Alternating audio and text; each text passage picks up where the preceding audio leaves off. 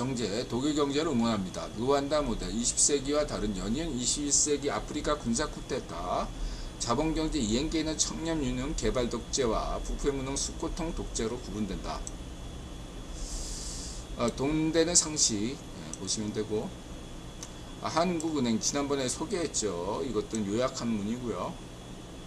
그 다음에 이제 2025년에 이러한 태양에서 사건이 있는데, 이때 정작이 어떤 여러 요동이 생겼는데 이에 대한 대비책이 필요하다, 뭐 이런 얘기고요. 그리고 우리 언니 영국 물리학자, 여성 물리학자, 자본주의가 좋다, 이분이 이름 물리학자답게 재미있게 설명하고 있습니다. 뭐 취지는 방언론은 다르더라도 인드라와 같다, 이렇게 말씀드릴 수 있겠습니다. 인드라의 자본주의, 자본경제 정의, 그 다음에 그 시장경제 정의는 시장경제 늘 얘기하지만 대량 생산과 대량 소비가 가능한 대량 유통 시스템이 시장경제고, 대량 생산과 대량 소비가 늘 가능한 대량 유통 시스템이 자본경제라고 강조한 바 있습니다.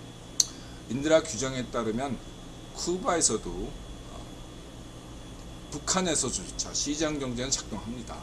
늘 가능하지 않을 따름이죠. 참고하시고요.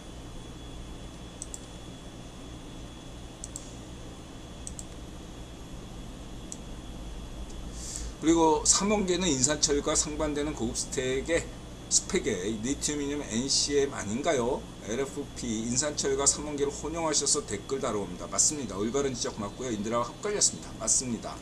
이런 지적 인드라가 굉장히 좋아합니다. 언제든 인드라가 뭔가 헷갈리거나 잘못 이렇게 이야기하면 언제든 지적해 주시면 인드라가 고맙게 생각하고 있습니다. 고맙습니다. 그 다음에 이제 이 독일이 다시 90년대 유럽의 병자로 돌아가는 거 아니냐, 거시경제학 매크로머니 거시경제학 관점에서 유튜버가 흥미로운 제안들을 많이 하고 있다고 생각해서 인용했고요. 인드라 구원론과 수메르 경제설론과 상상가치론 무기신자유론 관점에서 다른 이야기를 하고자 합니다. 근데 방금 2시간 전에 독일 공영방송 DW에서 자신 독일 경제에 대한 진단을 하고 있습니다. 핵심은 지금 독일 극우정당이 갑자기 급신장하고 있고, 현 여당인 독일 사회민주당 자유좌파 정당의 지지가 팍 떨어지고 있다. 이걸 어떻게 볼 것인가. 인드라 늘 강조하지만 이것은 프랑스에서도 일어난 일이다. 뭐냐면은 프랑스의 자유좌파가 지나치게 극좌파, 좌이파쇼에게 끌려다니다 보니까 허황된 소리를 해서 자유좌파 지지층이 급격히 떨어져 나갔습니다. 이 자유좌파 지지층이 어디로 갔습니까? 자유우파로 간 게 아닙니다. 우이파쇼 진영으로 간 겁니다. 우선 역사적으로 히틀러가 지지를 어떻게 얻었냐면 바로 이 자유좌파 층이 우이파쇼층으로 옮긴 겁니다. 인드라가 지적했죠. 이 프랑스에서 일어난 거예요. 이 책임은 독일 자유좌파의 책임입니다. 현재 독일 자유좌파가 무능하다, 이렇게 평가할 수 있겠습니다. 보시면 독일 자유우파 지지층 그대로예요. 중요한 건 독일의 자유좌파가 잘못했다. 오늘날 한국에도 공통사항이다 라고 할 수 있겠습니다. 좌이파쇼 반정미당이 저렇게 헛지랄을 계속할수록 한국의 우이파쇼 세력은 더 늘어날 수밖에 없다. 매우 우려스러운 상황입니다. 해서 이런 점을 강조했고요.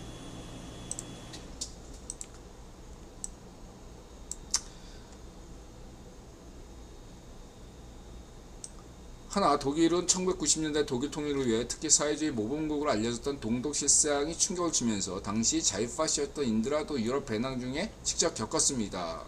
우연하게 라이프니츠로 갔죠. 라이프치. 동독 지역에 엄청난 인프라 투자를 하지 않을 수 없었습니다. 독일 경제가 어려웠죠. 중요한 건 투자한다고 그 효과가 곧바로 나타나지 않는다는 것입니다. 역사적 예를 듭니다. 당대 국왕 황제인 버트란트 러셀이 로스차일드 가문 협조를 받아 일본 은행에 2차 세계대전 끝난 뒤에 일본 은행에 대해서 무한 보증을 해줬어요. 해서 일본 금융은 일본 기업에 무한 보증을 해줬고요. 무한 대출해줬습니다.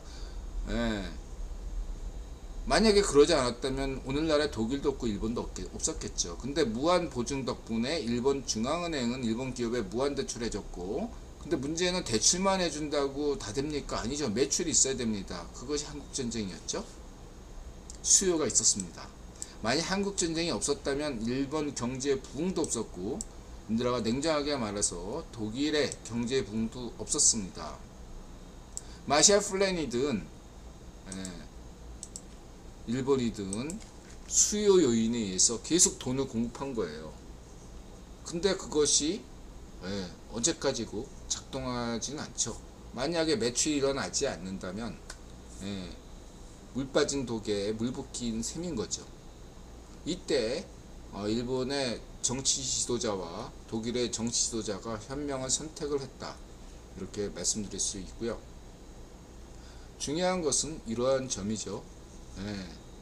그 당시에 아무 생각 없이 국기본이 일본과 독일을 이렇게 지원했느냐, 거기에 맥락을 초점을 두지 마시고 일본과 독일에 대한 지원이 불가피했던 세계사적 맥락, 지정학적인 요인, 이런 조건들을 우리가 잘 참고한다면 이후에 국외본이 한국에 대한 지정학적 투자, 북유럽 국가에 대한 지정학적 투자, 중국에 대한 지정학적 투자, 오늘날 동남아시아, 베트남을 비롯한 이러한 국가, 멕시코에 대한 지정학적 투자, 이러한 것들을 우리는 이해할 수 있을 것이다. 우리는 그 조건에 대해서 판단해야지, 그것들이 국유본 귀족들의 자의적인 판단에 의해서 투자가 진행된 것이 아니다. 무엇보다 오늘날 인도에 대한 투자가 진행되는 것은 결코 특정한 국유본 귀족들 한두 명에 의해서 결정된 것이 아니다 라고 볼 수 있겠습니다. 그래서 인도에 대한 투자는 필연이고, 그러한 필연적인 투자를 거부할 수도 있는데, 이러한 인도에 대한 투자를 결정했다는 것은 국유본 현 수뇌부가 순리에 따르고 있다, 올바른 판단이다, 이렇게 저는 보고 있습니다.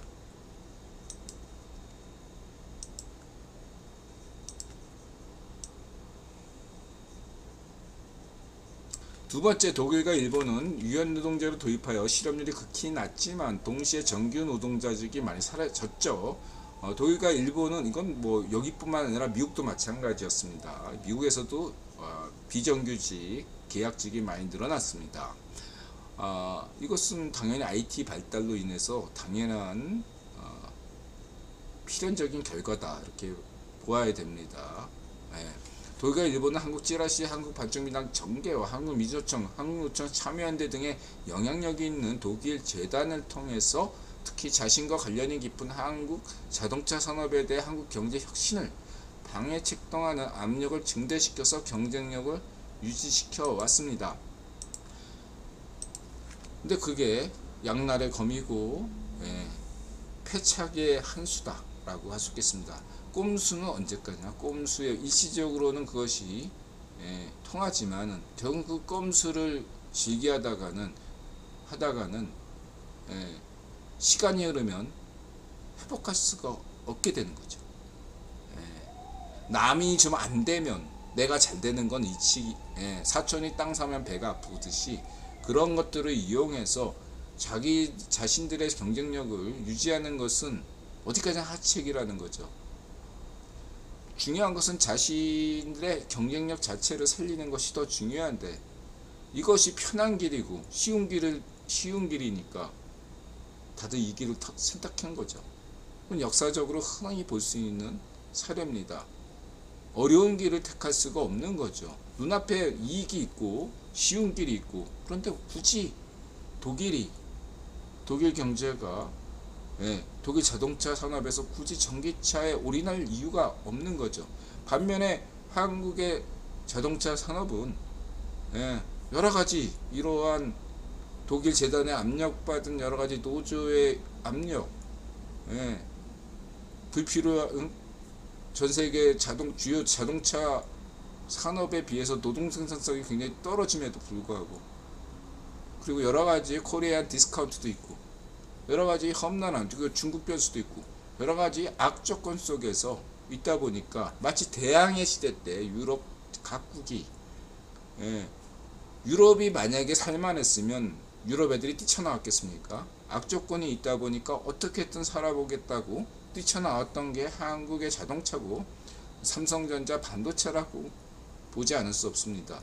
그들에게는 독일 경제에서는, 독일 자동차 업계에서는 아니한 생각이 있었던 거죠. 살만하니까 그냥 있다가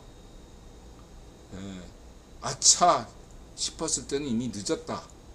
그렇지만 중요한 건 이나라 독일의 미래를 믿는 것은 이렇게 후회나 반성은 아무리 늦어도 빠르다. 뒤늦게나마 이렇게 각성하는 것은 독일의 저력이다. 이렇게 말씀드릴 수 있겠습니다. 일본 역시도 마찬가지죠.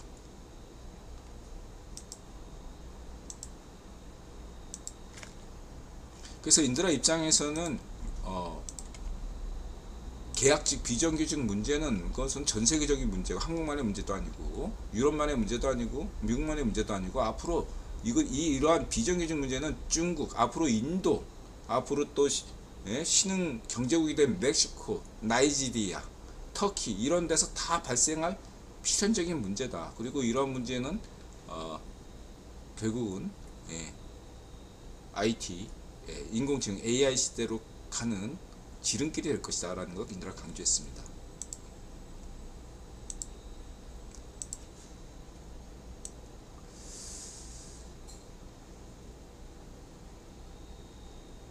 유로화 약세, 이 부분에서는 이제 논란의 여지가 있겠죠. 저는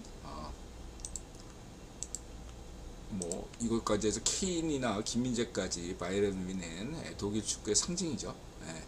그것까지 인용했는데, 이것도 또 인드라의 자의적인 해석일 수도 있다, 이렇게 보시면 되고, 그래도 저는 유로화 강세가 중요하다, 그리고 이런 어떤 매출이 중요하다, 시장이 중요하다 라는 점을 인드라는 강조드릴 수 없습니다. 왜냐하면 예를 들면 이런 거죠. 미국에서 지금 허리케인이 발생해서 플로리다를 강타했습니다. 또 캘리포니아에서는 뭐 태풍도 있었고요. 또 산불 때문에 뉴욕 같은 데서 이제 고통을 얻었어요. 근데 미국이 땅덩어리가 크니까 나름대로 한 지역에서 초토화가 하와이에선 또 산불 났죠. 땅덩어리가 크다 보니까 한 곳에서 그렇게 재앙이 발생하더라도 보험처럼 이렇게 할 수 있는 여지가 있다 이거죠. 만일에 현재 플로리다가 독립국이라면, 하와이가 독립국이라면 상당히 회복할 수 없는 타격을 받을 수 있다, 이렇게 볼 수 있겠죠. 중국 역시도 마찬가지죠. 동북부의 그런 엄청난 홍수, 물론 중국 당국의 책임이지만 그러한 것들을 중공이 땅덩어리가 크니까 감당이 어느 정도 된다. 이러한 점들을 우리가 고려한다면 유럽도 지금의 유럽에서 더 확대돼서 우크라이나도 유럽, 그리고 조지아, 아르메니아, 뭐 나아가 이란까지, 뭐 파키스탄까지, 파키스탄 하면 또 인도에서 반발하겠죠. 어쨌든 그런 식으로 뭐 인도 유럽어죠, 뭐 이래 가지고 그러한 시장성을 갖추는 것이 저는 긍정적이라고 본다. 그럼 거기 안에서 해결해야 될 문제도 많죠. 그런 나라들의 시장을 얻지만 대신에 그 시장에 대한 그 국가의 어떤 온갖 문제점들을 다 맡아야 되는데, 이제는 맡아야 된다 라는 게 인드라 입장이다 이거죠. 그게 자신 없으면 떠나라 이거죠. 그게 오늘날 아프리카 쿠데타 21세기의 쿠데타가 다른 이유다 라고 할 수 있겠습니다.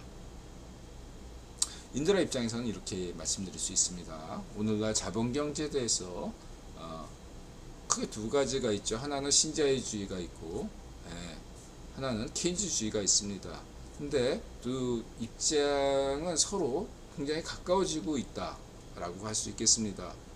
보통 케인즈주의의 이쪽에 좀 극단에 있는 사람들이 신자유주의를 뭐 정부의 개입이 없는 이런 식으로 이렇게 설명하는데 그건 잘못된 설명이다. 신자유주의조차도 오스트리아파 인드라가 경제 이론 중에 우이파시오 경제이론이라고 보고 있는, 지금 아르헨티나의 야당 지도자가 그쪽에 가서 우이파시오 성향이어서 인드라가 우려스럽다. 트럼프 성향이죠. 하는 그런 오스트리아파 쪽 인드라가 우이파시오 경제 쪽으로 보고 있거든요. 거기 완전히 진짜 정부의 개입을 아예 없는 걸로 치는 그런 것에 비한다면 신자유주의 정책은 오히려 정부 개입이 있어요. 없는 게 아닙니다. 반면에 이 케인즈주의 저쪽 케인즈주의 우파가 있고 좌파가 있다면 이쪽 케인즈주의 좌파 쪽을 인드라는 좌파시라고 보는데, 그냥 아까 인드라가 강조했듯이 돈만 대주면 계속 수요 요인으로 돈을 계속 투입하면 된다. 안 돼요.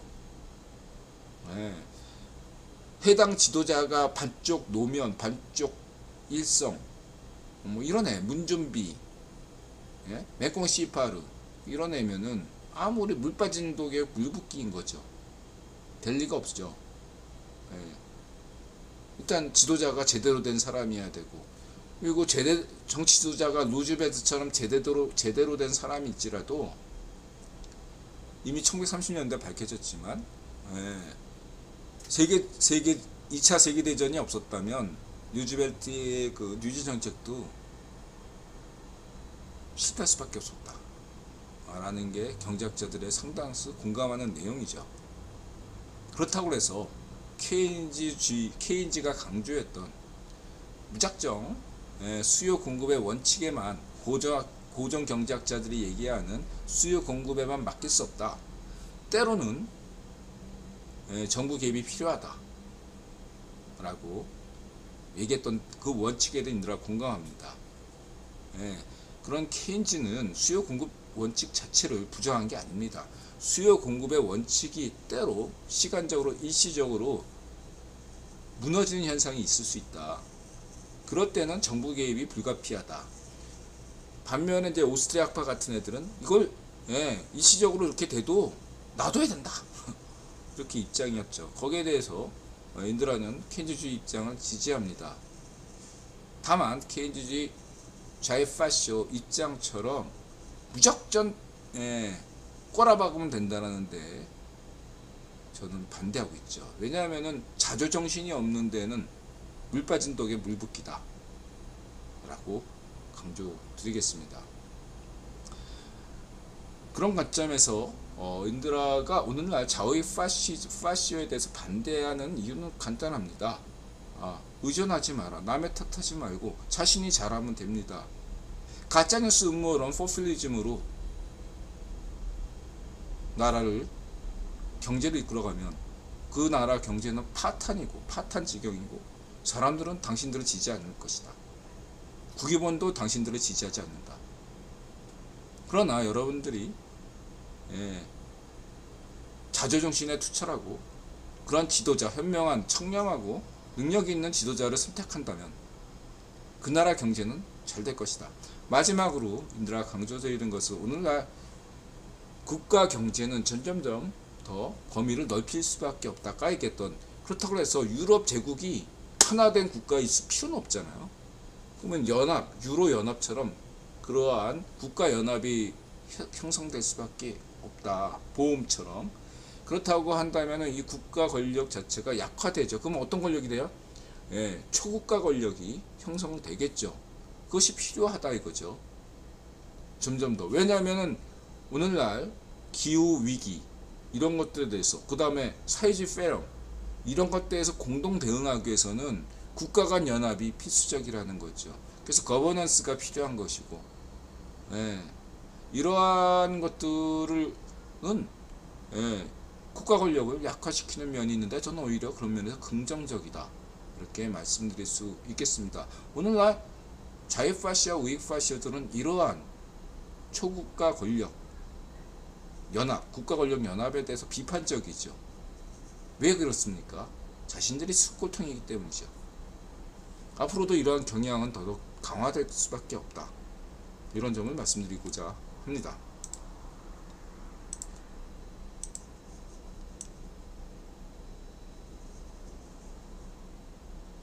이건 뭐 그냥 나중에 궁금하신 분들은 인드라 블로그 퍼스트 읽어보시고요.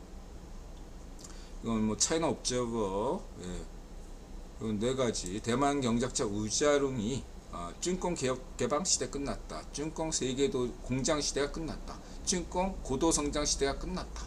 쭝콩 세계 최강국 시대가 끝났다. 예, 동의합니다. 그다음에 가봉, 예, 이 가봉, 예, 까방, 예, 이거에 대해서 이 독일 공영방송 DW가 2시간 전에 그 방송을 했고요. 요 유익한 방송은 이 방송이죠. 데모크라시 나우, 이 방송이고요. 지금 이렇게 서아프리카 지역이 대부분 프랑스어권이다, 참고하시고요. 그래서 인드라가 가봉 시민 지지 속에 군사 쿠데타 성공. 아프리카에서 군사 쿠데타가 현재 많이 일어나는 이유는 20세기와 다른 이유입니다. 르완다 성공 때문이죠. 그랬더니 독일 공영방송에서도 특별하게 최근에 일어나지 않았음에도 르완다를 딱 얘기하네요. 우연이겠죠. 인드라 방송을 꼭 봤다고 자신할 수 없겠습니다. 지금부터 가봉 쿠데타에 대해서 인드라가 세 가지로 짧게 요약하겠습니다. 첫 번째, 인드라가 늘 강조하는 건 쿠데타는 형식적인 쿠데타와 내용적인 쿠데타로 구분할 수 있다. 이 가봉 쿠데타는 가봉 혁명이다. 형식은 쿠데타지만 내용은 혁명이다, 이렇게 말씀드릴 수 있고요. 예를 들어서 지금 뭐 인터넷을 찾아보면 포르투갈에서도 군사 쿠데타가 일어났어요. 그건 좌파가에 따라서 그건 분명히 군인들이 했는데 포르투갈 혁명, 이런 식이에요. 쿠바에서도 군대가 있죠. 그럼 그 쿠데타인데 혁명이라고 하죠. 그 다음에 10월 러시아 쿠데타도 군사 쿠데타가 맞습니다. 근데 그걸 혁명이라고 얘기하죠. 러시아 혁명이라고 하지 러시아 쿠데타라고 얘기 안 합니다. 그건 형식이나 내용적으로 이걸로 구분할 필요가 있다. 시민들의 지지를 받는다면 그것은 혁명이지 쿠데타가 아니다. 이 점을 명확하게 해서 인드라가 김신장군, 김구 선생 아드님이신 김신장군과 함께한, 그 다음에 풍문학 김종필 선생과 함께한 박정희 대통령의 5월 혁명은 5월 혁명이지 5월 혁명이다. 반면에 왜냐하면 당대에 대한민국 시민들의 지지를 받았습니다. 반면에 전두환 대통령이 행한 5월 쿠데타는 쿠데타다. 시민들의 지지를 받지 못했다. 이렇게 인드라 짧게 정리했습니다. 두 번째는 그러니까 가봉은 시민들의 지지를 받고 있다. 이것은 마치 지난 시기에 동유럽의 혁명, 그 다음에 중동의 봄, 동유럽의 봄과 같은 아프리카의 봄으로 해석해야지 이것을 아프리카 거꾸로 간다고 해석하시면 안 된다. 두 번째는 10년 동안 아프리카에 쿠데타가 없었습니다. 왜 없었을까요? 첫 번째는 오바마 대통령, 미국 최초의 흑인 대통령이 당선됐기 때문에 그 기대감이 있었습니다. 두 번째는 유럽에서 2008년 금융위기를 맞이하는 바람에 영국이나 특히 프랑스가 힘을 못 쓰는 바람에 쿠데타가 없었어요. 역설적으로. 왜냐하면 특히 프랑스가 그랬는데, 부르키나파소 박정희 대통령 모델을 실천하다가 암살당한 그 부르키나파소 대통령 쌍카라처럼 프랑스에서는 그동안 어떤 책략을 썼냐면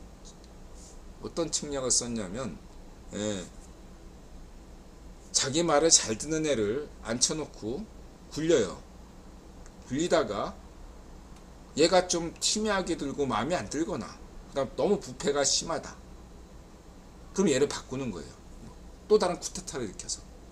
예, 그 쿠데타의 배후는 프랑스죠. 이전에 정권 잡은 애도 배후가 프랑스고 새로 쿠데타로 집권한 애도 프랑스입니다. 이렇게 해가지고 하다 보니까 예, 쿠데타가 자주 일어난 거예요. 아프리카에서. 그런 두 가지. 예, 오바마 그 다음에 예, 유럽 본사가 흔들렸기 때문에 그런 이유로 지난 10년 동안 아프리카에 쿠데타가 없었습니다. 마지막으로 제일 중요한 게 바로 루안다 모델이죠. 내가 강조하는 루안다 모델이 성공했어요. 루안다처럼 하자라는 거죠. 한마디로 아프리카 시민들은 입장은 누가 오든 중국 자본이 오든 러시아 자본이 오든 프랑스가 오든 영국이 오든 미국이 오든 다 좋다 이거야. 네. 행복하게 해달라. 잘 살게 해달라. 새마을 정신. 예? 우리도 한번 잘 살아보세. 이거예요. 걔가 러시아면 어떻고 영국이면 어떻고 프랑스면 어떻습니까? 중국이면 어때요? 중공이면. 그런 게 아프리카 시민의 입장이다. 근데 프랑스 어떻습니까? 과거 20세기 하던 그 짓대로 한 거죠. 뭐냐? 간접 금융투자만 한 거예요. 금융투자로 그냥 빨대만 꽂고 쪽쪽 빨아먹은 거야.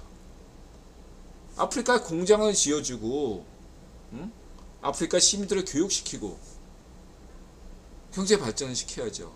그런 거 없이 그냥 자원에만 광산 같은 데만 투자하고 인프라 건설도 전혀 안 하고 빨대만 쭉쭉 빨아먹고 그걸로 프랑스 사회보장제도 뭐 주 35시간 노동제 이런 거나 하더니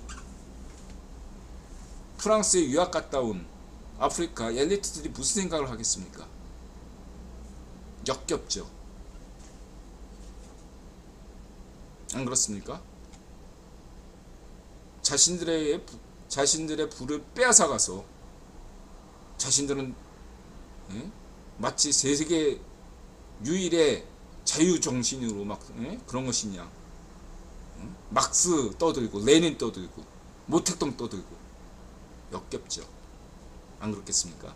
이제는 그러면서 반미를 외친다 이거예요. 프랑스에서 노골적인 반미.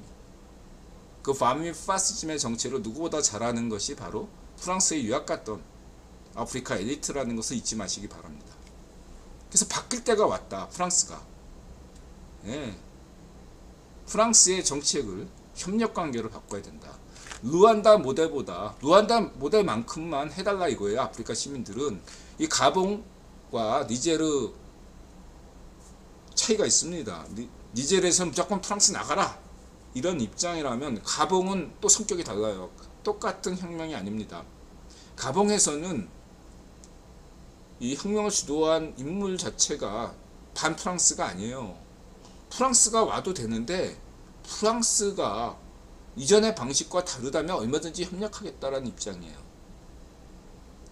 프랑스가 이전에 그런 빨대 빨아먹고 쭉쭉 빨아먹는 그런 방식을 버리고 진정으로 가봉과 함께 윈이라는 그런 길을 모색한다면 언제든지 가봉이라는 현 군부는 프랑스와 협력할 의사가 있다. 이것을 강조하고 있습니다.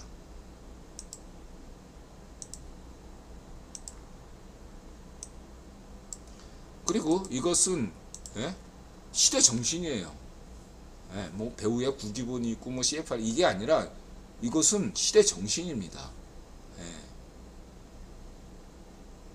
역사적으로 이러한 어떤 독일 공영방송에서 민족주의라는 경제 민족주의 이런 얘기인데 역사적으로 유럽에서 세 가지 사례가 있었죠. 첫 번째는 영국 민족주의라고 하기는 좀 그렇지만 그 리카르도와 그 갑자기 생각 안 나는 논쟁이 있었죠. 곡물법 논쟁.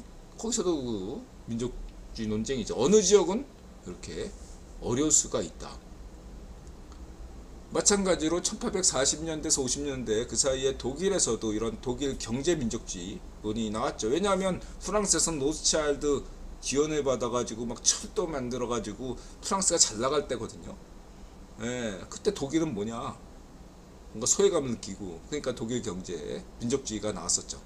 미국에서도 나왔습니다. 아니 베어링 가문이 독일 남부 제퍼슨, 특히 잘 먹고 잘 사는 버지니주하고 짝짝꿍대 가서 면화 네트워크를 만들었거든요. 노예 노동에 기반한. 그러다 보니까 미국 북부가 소외된 거죠. 예. 나중에 이제 로스차일드 가문이 오히려 미국 북부를 지원하는 바람에 이제 전반기 때는 미국 남부 대통령, 19세기 후반부에는 로스차일드 지원받아가지고 미국 공화당 대통령 이런 게 나온 겁니다. 따지고 보면. 그래서 그러한 것들은 당대 국회의원이 선택적으로 지 마음대로 한 거냐? 그렇지 않죠. 그렇게 했다가는 베어링 가문처럼 파산하죠. 당대 현명한 투자를 했기 때문에 베어링 가문이나 로스차일드 가문이나 록펠러 가문이 성공할 수 있었던 거죠. 순위를 따랐기 때문입니다. 모든 지역이 한꺼번에 다 잘 살 수는 없어요. 특정 지역이 못 살 수도 있고, 특정 지역이 더 가난해질 수고, 어떤 지역은 더 흥할 수가 있는 겁니다. 거기서 남 탓하지 말고 자조정신으로 스스로 무엇을 우리가 해야 되는가, 어떻게 하면 돈이 유입돼야 되는가. 독일 공영방송에서 이렇게 얘기하죠. 투자자들이 매력적으로 느낄 만큼 독일 경제가 바뀌어야 된다고 말하고 있습니다.